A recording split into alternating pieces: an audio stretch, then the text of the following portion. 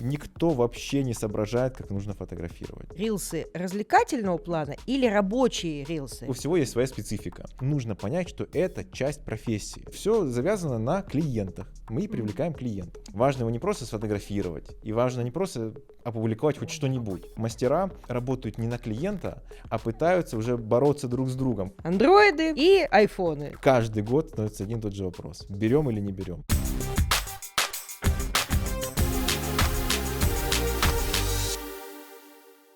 Здравствуйте, дорогие друзья! Вы снова на канале Hanafi Colors Pigments, и мы в нашей замечательной студии сегодня записываем очередной подкаст. Всем известно, что в последнее время в нашей профессии особое значение приобрело умение подать себя в соцсетях, в интернете, в Инстаграме, умение делать красивую картинку, вкусную, продающуюся, интересную, завлекательную. Мало кто из мастеров реально умеет это делать, этому нужно учиться, и как в любой другой профессии, в этой профессии есть свои профессионалы, которые могут нам в этом помочь. Поэтому сегодня у нас в гостях человек, которого, я думаю, все девчонки и мальчишки знают, а кто не знает, будет сегодня рад познакомиться и пообщаться. У нас в гостях Сергей Гончаров.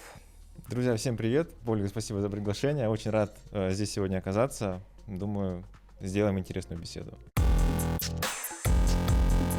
То, что ты знаешь, умеешь и можешь объяснить нам, мастерам, это настолько сейчас важно и настолько оказывается вдруг сложно для многих, что спасибо тебе большое, что пришел. Давай начнем разговор сперва, наверное, издалека. Понятное дело, что ты очень такой открытый публичный человек и много всего постишь в своем Инстаграм, и наверняка люди, кто интересуется тобой, твоей судьбой, почти все знают. Но уж раз мы здесь, и все серьезно, и у нас интервью, давай сначала.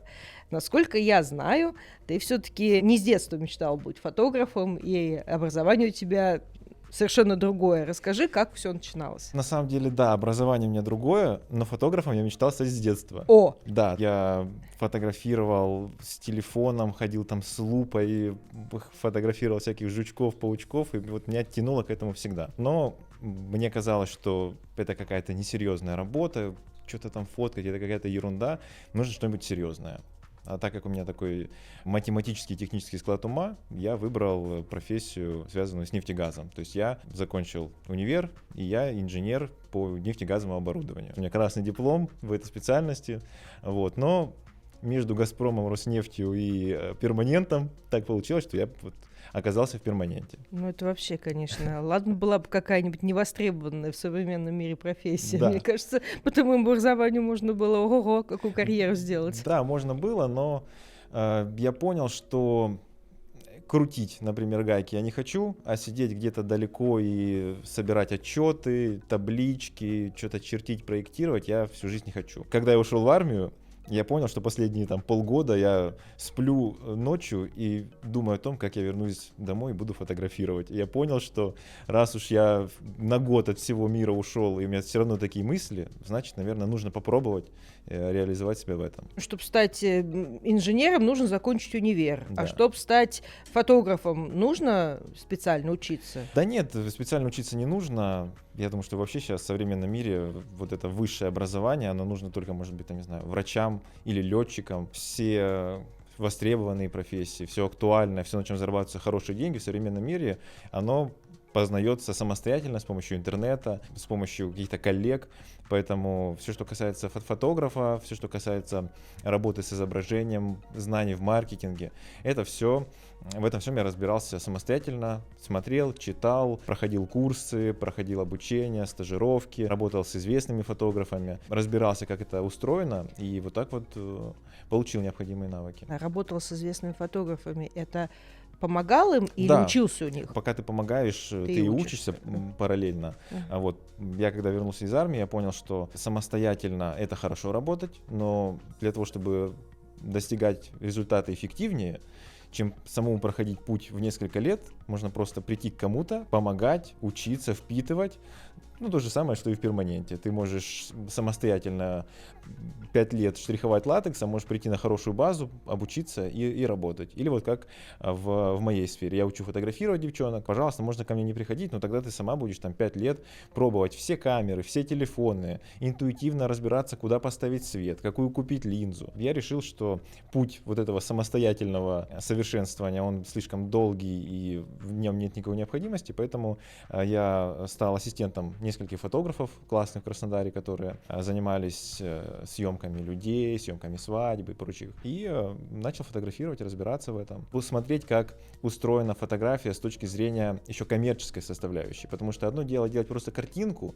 а другое дело делать картинку, которую хотят купить. Да. И как раз об этом я очень часто говорю и в своем аккаунте рассказываю о том, что когда мы фотографируем перманент, важно его не просто сфотографировать, и важно не просто опубликовать хоть что-нибудь, а важно опубликовать то, что будет продаваться, что хотят увидеть клиенты, что покажет твои навыки. Ну, то, что называется продающая фотография. То есть делать не то, что тебе хочется, а то, что хочется твоей аудитории, за что тебе будут платить. К этому ко всему шел вот постепенно. Как же от этой фотографии портретной, репортажной, да, как ты перешел именно к перманенту? Ведь все эти замечательные, талантливые фотографы, если их сейчас поставить, фотографировать мою работу, они не сделают то, что нужно, потому что это вообще другое. На самом деле, да. Взять любого крутого фотографа, который круто фотографирует свадьбы, репортажи, портреты, попросил сфотографировать перманент, он сделает это с хорошим светом, четко, резко, но не то. Да. Потому что у всего есть своя специфика. Когда я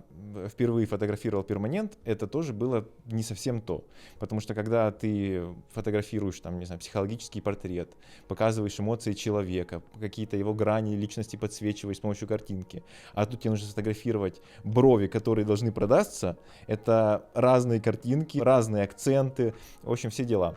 Поэтому, когда я начал фотографировать перманент, я в этом вот тоже разбирался. То есть мне говорили, что вот это хорошо, вот это не очень, вот это нам нравится, вот это не нравится. И плюс, как разобраться вот в современных трендах, грубо говоря, почему вот стоит делать вот так, а не вот так не стоит делать. Сейчас у нас есть Инстаграм, и в этом Инстаграме ты можешь легко увидеть, какие картинки набирают вовлеченность, какие картинки интересны людям, а какие нет. Был какое-то время спор между мастерами, которые там за ретушь, против ретуши, которые говорят, вот это хорошо, вот это плохо. Это все разговоры, я считаю, ни о чем. Единственный показатель — это то, что интересно аудитории. Если аудитории интересно вот это, и они вот это покупают, вот такую картинку, такую-то картинку и делаешь. Если это модный коллаж, который тебе кажется полным трешаком, но люди это покупают, значит, нужно делать это. Сейчас есть еще такой момент, что мастера работают не на клиента, а пытаются уже бороться друг с другом. Кто сильнее удивит, кто что сделает. И это тоже нехорошо, потому что слишком всякий креатив, он тоже людьми не понимается, типа, что это. Вот, поэтому единственный показатель того, насколько ты хорошо подаешь свой продукт, это то, насколько тебя хорошо его покупают. Бизнесом мы занимаемся только ради этого, для того, чтобы зарабатывать. Вот что приносит деньги, то и хорошо. Вообще, я всегда с удовольствием тебя слушаю сейчас, и все твои выступления на конференциях. Мне это безумно интересно, потому что я как раз из тех, кому это все нужно было объяснять и доказывать. То есть для меня это не было так очевидно. И у нас и с Мохаммедом часто споры на эту тему. И вообще я очень часто спорю на тему, должны ли мы идти на поводу у толпы и публики, потому что мне кажется, что есть возможность какая-то воспитывать аудиторию, а не опускаться до ее уровня. Но в итоге даже я со своим там каким-то спорами, отрицанием все-таки прихожу к выводу, что, конечно же, хочется, чтобы была красивая страница. Я не была всегда на стороне тех, кто против ретуши. Но все равно сейчас, когда видишь фотографию совсем без ретуши, думаешь, ну, блин. Что касается упрощения, ты правильно заметила. С одной стороны, это может казаться, что вот мы как-то идем куда-то не туда, делаем какие-то пустые картинки. Вместо того, чтобы писать умные какие-то посты, мы снимаем эти тиктоки, эти рилсы. И кажется, что мы куда-то деградируем. На самом деле, бороться с этим — это вот просто борьба с ветряными мельницами. Мир, он меняется в эту сторону. Тикток тот же самый очень сильно изменил мир, и если раньше, там, не знаю, года 4 назад, все делали просто фоточку бровей, писали какой-то текст и постили это, то сейчас это уже не работает. Нужно понимать, что клиент заходит в социальную сеть не для того, чтобы восторгаться вашим высоким слогом. Да, если вы мастер перманента, вы же не писатель, вы мастер перманента. Клиент хочет получить от вас красивые брови. И он хочет увидеть у вас красоту и получить это легко и быстро, потому что сейчас такое время, что все проходит быстро, информации очень много, и чтобы нашу информацию, наш посыл донести до клиента, нужно это делать легко, чтобы клиенту было легко потреблять эту информацию. И если ты будешь пытаться там донести правду, ты с кем-то там борешься, показываешь простые вещи, объясняешь сложным языком, вот чтобы прям вот донести все детали, раскрыть вопрос полно. Ну, люди скажут, ну это, ну нафиг надо. Даже обучающий контент по перманентному макияжу, обучающий, экспертный контент, он должен быть легко потребляемый. Либо просто вас не будут смотреть, вот и все. Бороться с этим нет смысла. Либо мы принимаем правила игры и используем это, либо мы пытаемся с кем-то бороться, у нас будут 2-3 приверженных подписчика, которые будут, да, это какие-то друзья старые, которые, да, вот это вся молодежь, они там маются фигней, зато мы трушные, вас с каждым днем будет становиться меньше и меньше трушных. Вы работаете на аудиторию, деньги вам платят люди, и люди будут платить деньги только за то, что им нужно. А если вы делаете не то, что им нужно, а то, что сходится с вашим мировоззрением, ну, платите сами себе. Ну, все верно, ты говоришь. Кроме того, что все-таки все люди разные, опять-таки, то, что ты говоришь, это больше касается совсем молодежи. Моя жизнь в интернете, в соцсетях говорит о том, что люди по-прежнему любят читать. Просто не всегда это уместно в Инстаграме. Для этого есть другие вещи, например, Facebook. Да. Вот. И какой процент этих людей, важно понимать. Какой круг у тебя клиентов? Для того, чтобы развивать страницу, например, моей студии, обобщенную страницу моей студии, в которой работают мастера, где мы продаем перманентный макияж. Конечно, там должно быть все вот так, как ты сказал. И я туда даже не лезу и ни с кем даже не спорю. А когда касается моей страницы, я все-таки, начиная все больше и больше играть по современным правилам, оставляю себе некоторые ниши, где я позволяю там что-то написать, где-то побухтеть, где-то лонгрид какой-то. Большие какие-то там вещи, это я на Facebook ухожу, и у меня и есть свой круг. Например, лично у меня совсем нету клиенток вот вообще молодежных. Все равно мои все клиентки это от 35 и до бесконечности. Поэтому я и не переживаю, что меня там, допустим, не любят и не верещат от меня там, ну, совсем девчонки. Те, кто нравится мне, тем нравится то, что я пишу. Но, опять-таки, я все прекрасно понимаю. Тем более у меня рядом Мохаммед, который мне не дает полностью, да, быть вот в этой, в своей там трушной, да, как ты сказал, старпёрской атмосфере. Поэтому ты здесь, поэтому я с тобой разговариваю, потому что я понимаю необходимость этого. Во-первых, я понял, что когда познакомился с миром перманента, что в нем никто вообще не соображает, как нужно фотографировать. Я понимаю, что те вещи, которые для меня элементарны, никто не понимает, как это делать. То есть ставят эту кольцевую лампу, ну я не знаю, ну куда ее только не ставят. Ну фотографируют девчонок, ну вот как только не фотографируют. Я сделал красивый портрет клиентки и запостил. И все там пишут лайки, комментарии, все классно. И одна девушка мне пишет: Сергей, а сколько вы вот платите клиентам за то, чтобы они разрешили как бы опубликовать свой портрет? Я говорю, в каком это смысле? Ну как, нисколько. Она говорит, вы знаете, а вот мои клиентки, они против того, чтобы я публиковал их портреты. Ну, я думаю, что это за девушка, где, в какой она стране живет? Захожу, обычная российская девушка, делает перманент, а там, ну я не знаю, клиентки, как будто их изнасиловали просто, им разбили лица, они лежат вот такие полумертвые. Конечно, я бы тоже не захотел, чтобы она использовала мое лицо. Я понял, что тут непаханное поле, тут можно работать, помогать, сильно улучшить вот все, что происходит. Потому что действительно мои знания вот в этой нише, они оказались на вес золота. И плюс у меня есть какой-то такой скилл, когда я умею объяснять понятным, простым языком, не занудно. Девчонки — это перманентщицы, они не хотят этих сложных этих объяснений. Нужно дать девчонкам простой рецепт, когда они смогут реально это повторить и получить результат. Потому что сейчас тоже есть такой момент, что некоторые мастера начинают фотографировать очень сложные какие-то истории, которые обычный мастер перманент, он не повторит. Это смотрится красиво, это смотрится классно, всякие там невероятные блики, переходы. Для каждой девчонки устраивается практически фотосессия, только на фотографирование там 2 часа уйдет. И это тоже нереалистично, в этом тоже нет большого смысла. Я за то, чтобы делать красивые образы, я за то, чтобы красиво фотографировать девчонок, уже не просто там лежащие на кушетке. Да, это нужно делать красиво, но не до такой степени, потому что обычный человек это не сможет повторить. И он опять забьет и вернется опять к этим скучным фоткам. Поэтому я увидел, что здесь можно развиваться, это интересно, мне самому это интересно. Я вообще помню, что у меня было две мечты. Я хотел фотографировать, и я хотел учить. В юношестве смотрел курсы по фотографии и думаю, блин, какая у людей крутая работа. Они учат фотографии. Я думаю, блин, вот бы я так хотел. И я понял, что я действительно могу делиться знаниями, они полезны, они применимы.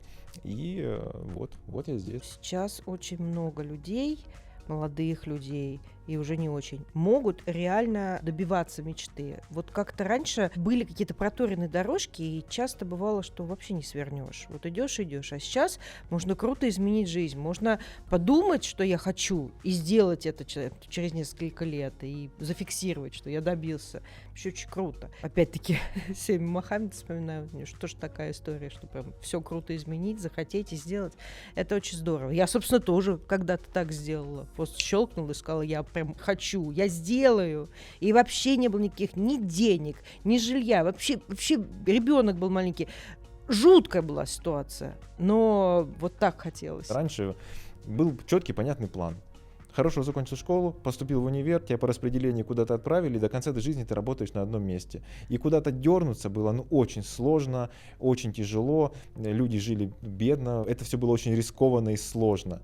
И поэтому сейчас я тоже очень рад, что ты можешь заниматься тем, чем ты хочешь, и есть возможность чему угодно научиться. Яндекс.Браузер вообще ввел функцию, когда ты можешь открывать зарубежное видео любого эксперта со всего мира, где он разговаривает на любом языке, ты нажимаешь одну кнопочку, и тебе сразу голос переводится на русский.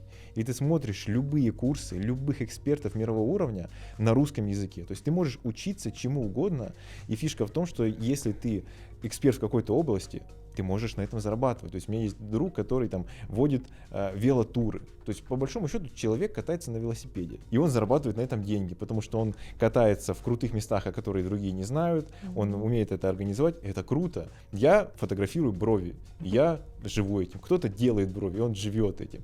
Кто-то рисует. Мне кажется, это очень классно, что действительно есть такая возможность. Но самое главное иметь вот эту смелость, потому что на нас все равно там наши родители очень часто давят, что не надо, тебе нужна серьезная работа. Бабушка была бухгалтером, вот я бухгалтер. Вот они же думают, что это вот так работает. Поэтому вот и ты будь бухгалтером, все стабильно, не дергайся, не высовывайся. Это же тоже такой менталитет из прошлого. Не будь на виду. А сейчас наоборот, то есть если ты хочешь, ты имеешь смелость, высунься, покажись, кто ты, будь необычным, потому что обычных, скучных людей дофига. А если ты будешь просто даже сам собой, естественным, таким, какой ты есть, это будет уже интересно. Вот, потому что личность — это всегда интересно. Совершенно согласна. Единственное, что как мама взрослого сына, я придерживаюсь мнения, получи высшее образование, а потом делай, что хочешь. Ну, может быть. Со стороны сама за собой наблюдаю, как у меня менялось отношение к фотографированию работы. Я не помню такого времени, когда я вообще не фотографировала. Я знаю таких мастеров, которые работали и не фотографировали вообще. Фотографировала с самого начала, когда не было вообще никаких соцсетей. Все равно для себя, чтобы смотреть потом, ошибки какие-то видеть, кому-то показать, там, сарафанное радио даже знакомым. Это было всегда. Но у меня очень было, как сказать, стеснение перед клиентом. Но я ее и так там 2 часа мучила, она уже устала лежать. Многие на часы смотрят, у кого-то дети, у кого-то там мужья 25 раз позвонили, кто-то с работы вырвался. А тут я еще со своим телефоном и начинаю в морду его совать и так далее. А последнее время, вот, тебя послушав, там, посмотрев, как это, начала уже их там, а давайте снимем дурацкую шапку, а давайте присядем, а давайте волосики поправим, а давайте вы уже улыбнетесь, я же вас тут там не насиловала. И они такие вроде бы устали, они начинают расцветать, а потом хорошую фотку сделаешь,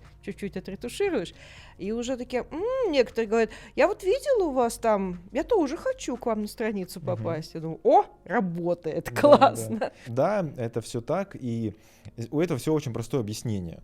То есть если лет 8 назад когда там перманент только там появлялся, вот первые там были его признаки, когда еще не было вот этих всех хороших машинок, когда там брови делали пигментами из картриджей какими-то, вот только-только все начиналось, тогда, чтобы у тебя были клиенты, тебе достаточно было быть. Вот ты мастер перманента, ты один в своем городе, тебе не с кем конкурировать, а тебе все знают. Зачем тебе фотографировать? А тебе и так знают, к тебе приходят клиенты. Поэтому достаточно было просто быть. Потом все начало развиваться потихонечку, помаленечку. Таких стало уже много мастеров. Поэтому, чтобы о тебе узнавали, тебе нужно было хоть что-то показывать, ну, что ты умеешь. Потому что человек, когда выбирает между тем и этим, он хочет, посмотреть и сравнить, и куда лучше. Поэтому тогда было достаточно просто сфотографировать. Вот ты просто сфотографировал, и хорошо. И люди идут. То есть, опять же, все завязано на клиентах. Мы привлекаем клиентов. Начинает конкуренция расти. Мастеров больше, мастера начинают учить друг друга. И тогда появляются мастера, которые фотографируют красиво. И клиент, опять же, выбирая мастеров, он идет туда, где он видит, красивая картинка, красивая студия, понятно, кто мастер, он красиво выглядит, да, то есть это не какой-то подвал, все сразу становится понятно. И стало необходимо фотографировать красиво. Фотография начала развиваться в перманенте. Потом, когда многие научились фотографировать красиво, стал другой вопрос, что между разными мастерами, которые делают круто, которые делают красиво, а сейчас очень много мастеров, которые реально делают круто. То есть, если я помню, когда я еще только пришел в мир перманент, вот было там несколько местечковых мастеров, которые делали круто, а все остальные делали, откровенно трешак. Сейчас те, которые делают прям трешак, они уже вымирают потихоньку. Качество самой услуги растет. И поэтому, когда у нас сейчас много мастеров, которые делают круто, которые фотографируют красиво, которые показывают это красиво, клиент уже хочет выбрать конкретного человека. Он хочет пойти к человеку, который ему интересен. И тут начинает развиваться история с личным брендом. Когда ты показываешь, вот я такой человек, вот мои ценности, вот мои интересы. Вот. Да, то есть это вот начало развиваться, потому что начинает развиваться конкуренция. И люди хотят идти к конкретному мастеру, с которым будет приятно поговорить, с которым у вас совпадают интересы. Сейчас необходимо, то есть это просто вот необходимость показывать себя, показывать личный бренд. Потому что если у тебя страничка просто с бровями, губами и веками, то ты просто какой-то очередной безликий мастер, каких сотни, и нет никакой причины идти к тебе. Пойдут к тому, у которого такая же страничка, но дешевле. И если ты не развиваешь личный бренд, у тебя один путь — снижать цену. А это путь в никуда. Это все закончится. Поэтому единственная возможность конкурировать, повышать цену — это иметь красивые фотографии, красивые работы и развивать личный бренд.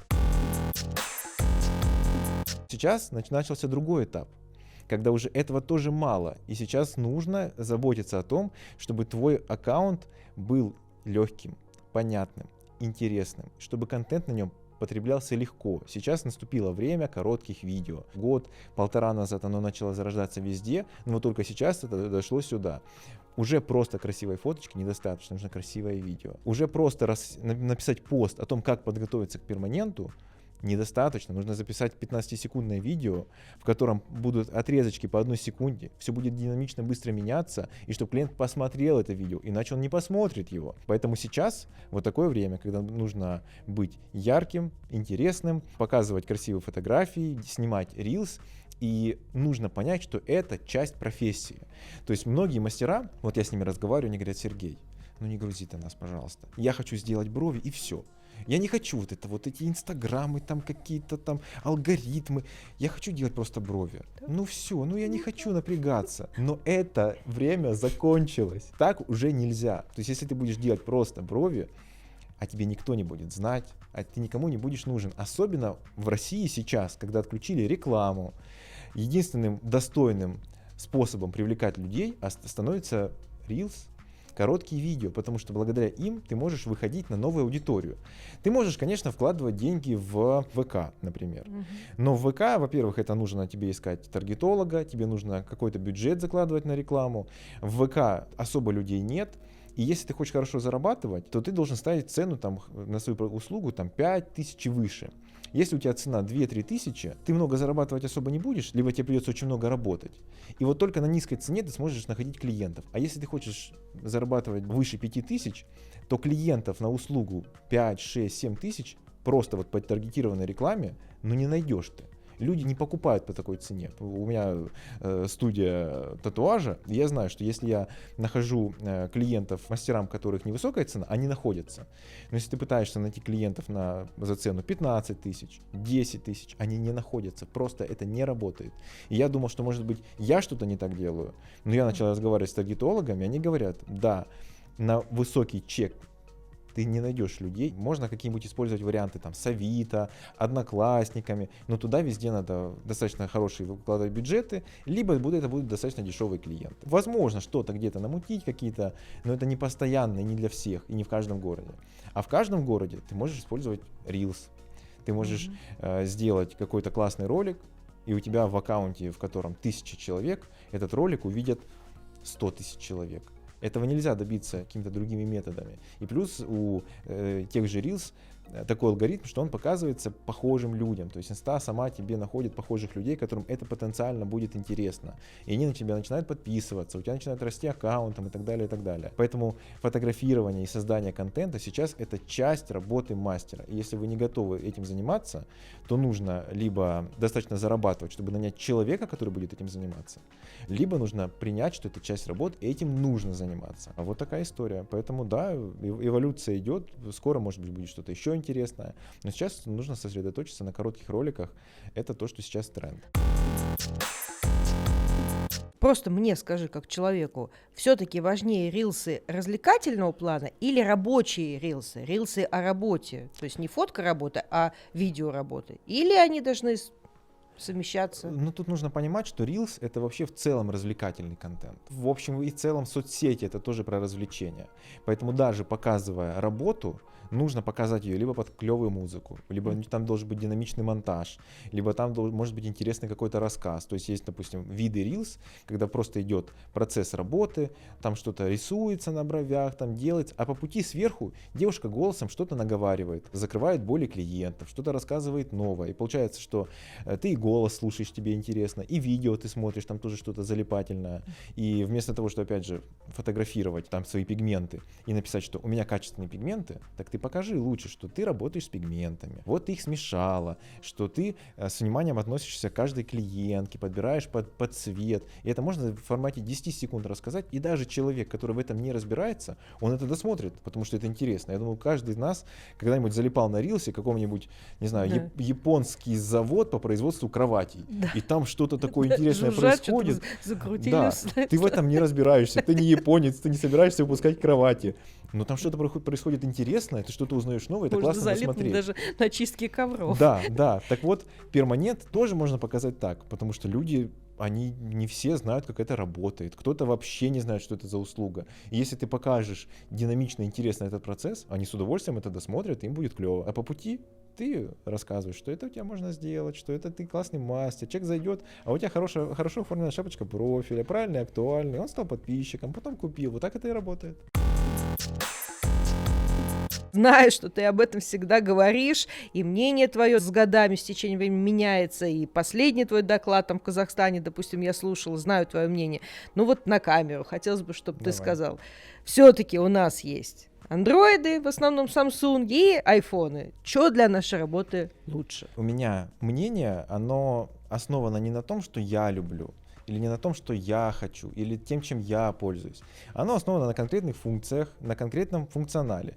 Если телефон хорошо исполняет свои функции, берем. Если плохо, не берем. 2 года назад я активно говорил, что все покупаем Samsung, потому что на тот момент не было линз. Вот не было линз, а iPhone, допустим, там 8, еще какой-нибудь, он просто не фотографировал вблизи. Да. И сфотографировать крутое макро было возможно только на Samsung. Да. Это было вот просто вот техническая вот такая особенность.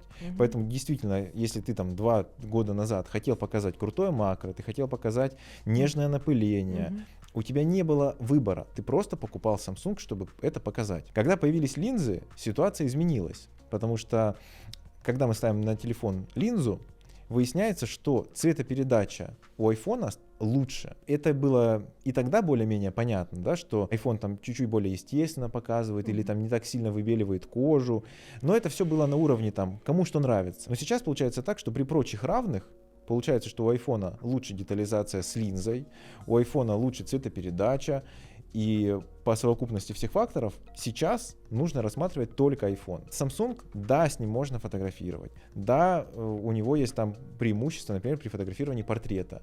Он немножко обрабатывает кожу, он немножечко ее высветляет, и приходится потом обрабатывать на постобработке чуть меньше. Если говорить о детализации, о цветах. Например, мастера, которые фотографируют губы, они практически все фотографируют на iPhone. Почему? Потому что Samsung, он все цвета делает более-менее похожими, и губы на Samsung, они смотрятся примерно одинаково алыми, такими оранжеватыми. Вот ты хоть убейся, ты хоть делай нежно-розовым, ты хоть делай ярко-алым, ты хоть делай темно-бордовым, они все будут очень похожи смотреться. И ты вот, хоть убейся, не получается разнообразие. У iPhone наоборот. Он показывает вот эти вот красные оттенки вот во всем разнообразии. Вот если зайти посмотреть мастера, которые снимают видео, фотки на iPhone, там губы розовые, а там вот чуть-чуть в тенях он более красный, чуть-чуть в бликах он более там теплый, холодный. То есть вот это вот получается вот эта красивая, естественная очень картинка. Поэтому сейчас, конечно, iPhone. Какой iPhone? У всех мастеров каждый год становится один и тот же вопрос. Берем или не берем? Конечно, они берут. Конечно, они думают, что это же Apple, но он не может подвести и так далее. Я отношусь к этому очень так вот технически. Можно взять любой iPhone, начиная с 11-го. Вот то, что было до, там все-таки совсем другая камера, старый процессор, это не годится. Но если взять 11-й iPhone и поставить на него линзу хорошую, то ваша фотография не будет никак отличаться от фотографии на 13-й iPhone. Ну никак. Этого никто не заметит. Это то же самое абсолютно. Поэтому можно брать 11-й, 11 Pro, 12 и так далее. Когда вышел 13, я сказал об этом, я посмотрел релиз, я посмотрел отзывы мастеров. Я говорю, девчонки, вот нет большой необходимости покупать 13. И на 13 добавили только одну интересную функцию, это киноэффект, который классно смотрится при съемке портрета клиентки. То есть вот этот задний размытый фон, который, кстати говоря, у Samsung уже был года 2 до этого. Да. И все как-то спокойно на это реагировали. Но тут это же появилось у Apple, и они умеют продавать. Опять же, к разговору о том, перманент можно вот сказать, что вот я сделал перманент, вот фоточка такая. А можно ее красиво подать. И все скажут, вау, это шедевр. Хотя по качеству это будет одно и то же. Samsung просто сделали портретный эффект. Apple показали, что это просто будущее современных технологий. Вот прям кино на него можно снимать. Понятно, никто на него кино не снимает из там серьезных там режиссеров и так далее. Но они это сумели подать. Поэтому, да, вот эта приятная функция. Она подходит только для фотопортрета. То есть для фото губ. Ты все равно будешь снимать на обычном режиме с линзой. И когда вышел 14-й iPhone, сейчас его возникает вопрос, брать или не брать. У 14-го iPhone один плюс. После его выхода подешевел 13-й. Все, больше никаких у него суперских фишек, нету. Нету никаких суперских фишек. Это абсолютно проходная модель. У меня у самого iPhone. То есть я не какой-то там, их не люблю, там, и кого-то. Пожалуйста, хотите, покупайте. Но если вы купите 12, купите 14 и просто сфоткаете с одной и той же линзой одни и те же губы и посмотрите эти фоточки, они будут одинаковыми. Любой покупайте iPhone, начиная с 11. Гнаться за 13 или 14 смысла нет. Поэтому ответ очень простой. На этом мы, наверное, будем чуть-чуть закругляться.